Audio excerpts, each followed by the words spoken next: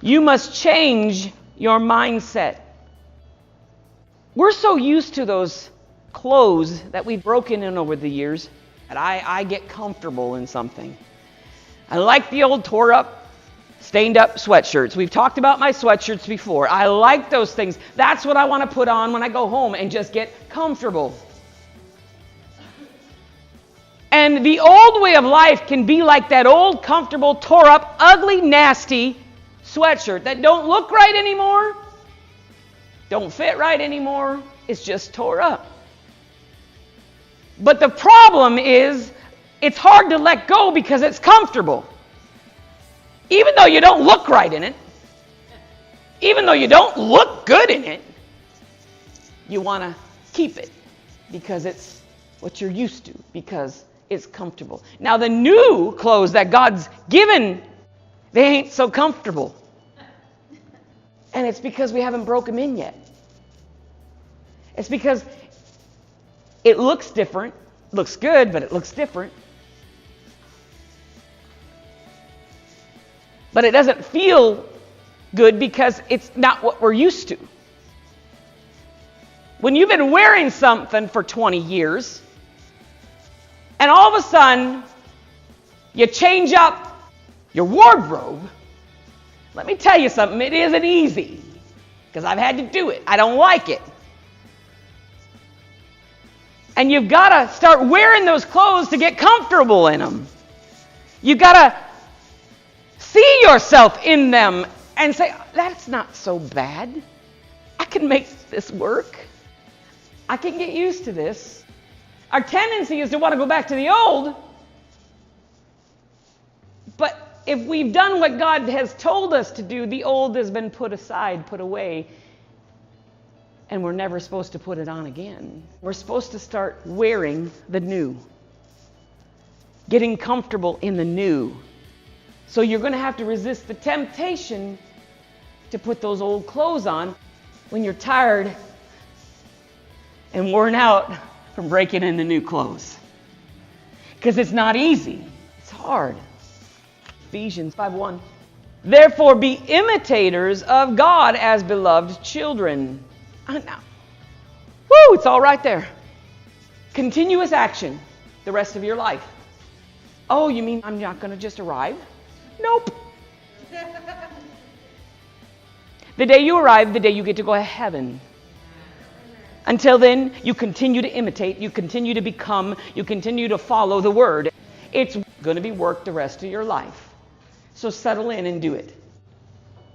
We imitate him, and it says, and walk in love just as Christ also loved you and gave himself up for us, an offering and a sacrifice to God as a fragrant aroma. So just as Christ walked in love, you walk in love, and you imitate what he did. That means he laid down his life for you, you lay down your life for him.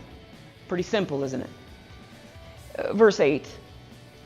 For you were formerly in darkness, but now you are light in the Lord. You were formerly in darkness. Sayonara, darkness. See you later. It's not my life anymore. Even though my mind says it is, it's not. Period. Your former life was darkness. Now you are light. It doesn't say you're in the light. It says you are light. Because you're like him. Because you're in his likeness. Because you're living in his word. You're living out his word.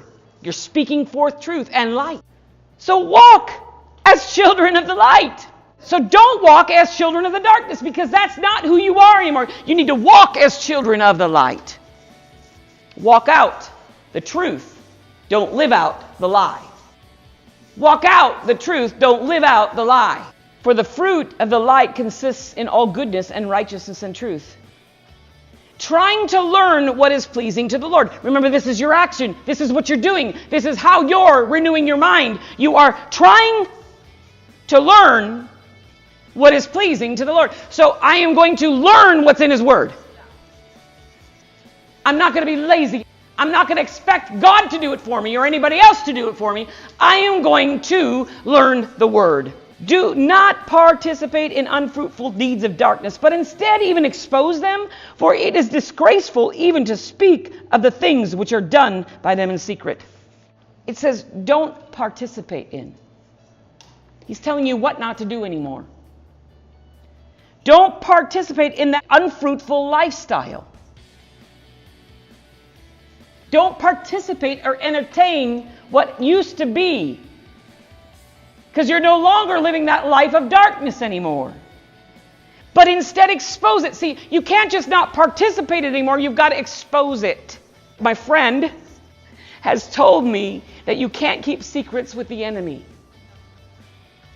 Because what he will do with it, it's like a ball bat. A secret's like a ball bat. And he will take you and literally beat you up over and over and over with that secret, even if it happened 25 years ago. Expose.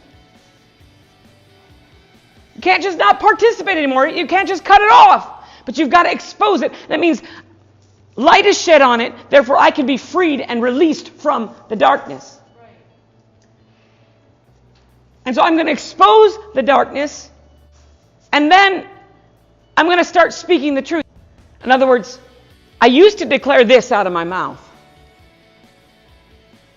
But then the light was shed on my darkness, and now I'm going to declare truth out of my mouth. Because that darkness has been exposed, and I've come out of it. And so now I'm no longer declare what used to be. I'm going to declare what is, and I'm going to start speaking truth.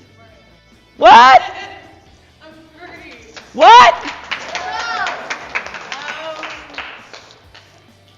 When I say what, you say what you are now, not what you used to be. And to be ready to do that, you got to practice it. You got to start practicing speaking truth. You got to start practicing declaring what His Word says you are. So if you ever hear me say what, you know what to do, don't you? I say what and you say? Yeah. You're getting it. No longer declaring the lies of yesterday, but declaring the truth of God's Word. We must change that mindset.